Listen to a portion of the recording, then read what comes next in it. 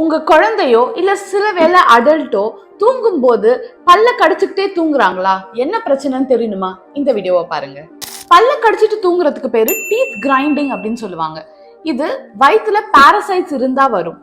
Parasites இருந்தா உங்க doctor கிட்ட கேட்டு ஒரு டிவார்மிங் செஷன் பண்ணீங்க அப்படின்னா வயிற்றுல இருக்கிற பாரசைட்ஸ் போயிடும். ரெண்டாவது காரணம், உங்களோட வயிற்று பகுதியில கட்ல தேவையான அளவுக்கு நல்ல ப்ரோபயோட்டிக்ஸ் இல்லை அப்படின்னாலும் இந்த டீத் கிரைண்டிங் நடக்கும். அதுக்கு ப்ரோபயோட்டிக் சப்ளிமெண்ட்ஸ் எடுக்கலாம். சாக்ரோமைசிஸ் பவுலாடி ரொம்ப ஹெல்ப்ஃபுல்லா இருக்கும். யோகர்ட்ஸ் எடுக்கலாம், இல்லைன்னா கிம்ச்சி சாலட்ஸ் எடுக்கலாம்.